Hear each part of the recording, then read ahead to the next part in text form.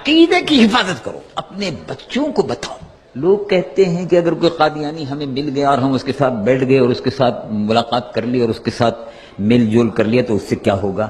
اس بھائی سے ہم یہ پوچھتے ہیں کہ اگر کوئلے کی دکان پر بیٹھ جاؤ تو میرے بھائی میری بہن کوئلے کی دکان پر کوئلے کی دکان پر کوئلہ کالا ہوتا ہے، اس کا برادہ بھی جھڑتا ہے، تو کوئلے کی دکان پر بیٹھنے سے بھائی کپڑے پہ کالا میل آتا ہے کہ نہیں آتا؟ کہتے ہیں کہ آتا ہے۔ اور کتے کے پاس اگر کوئی بیٹھے گا تو کتے کے منہ میں سے رال ٹپکتی ہے، وہ تھوک لگے گا یا نہیں لگے گا؟ تو ایسی ہی دنیا کے ان کتوں کے پاس اگر بیٹھا جائے گا تو وہ جو رال ٹپکتی ہے اور جگہ جگہ وہ گندگی پھیلاتے ہیں تو گھر بھی گندا ہوگا۔ اگر وہ آئے گا، آپ اپنے گھر میں کتا کیوں نہیں رکھتے؟ ان کا گندا ہو جائے گا۔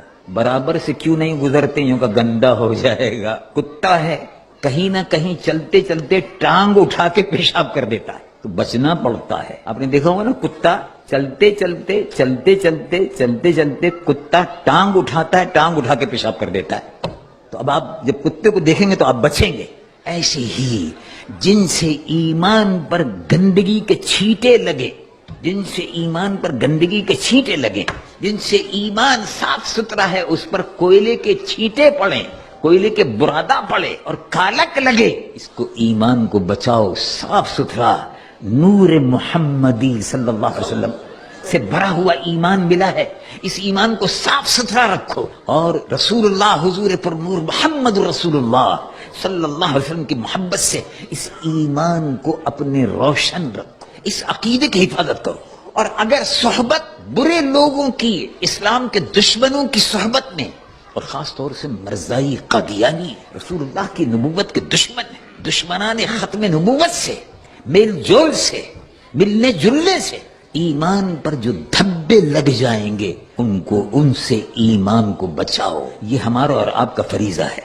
اور ایمان کے بچانے کے لیے تو میرے محترم بھائی صحابہ رضوان اللہ علیہم اجمعین اپنی جانوں کا نذرانہ پیش کر دیتے تھے، ایمان بچا لیتے تھے۔ دیکھو مکہ شریف سے ایمان بچا کر صحابہ مکہ شریف سے ایمان بچا کر لے آئے، جائیداد، مکان، دکان، کاروبار سب مکے میں چھوڑ دیا، سب مدینہ شریف آ گئے۔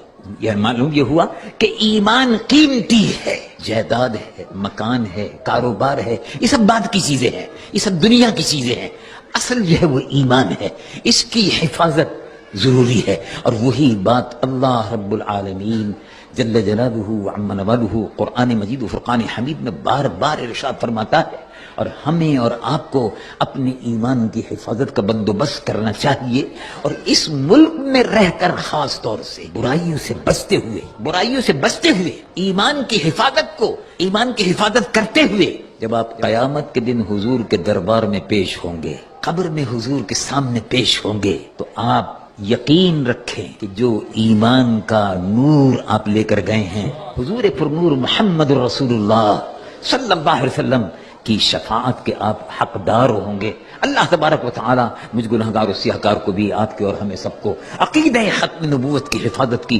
توفیق و سعادت عطا فرمائے، اور عقیدہ ختم نبوت کے تحفظ کے لیے مسجدوں کی حفاظت، جامعہ کی حفاظت، دارالعلوم کی حفاظت، یہ سب مرکز ہیں، ان سب کی حفاظت یہ بھی ایمان کا حصہ ہے۔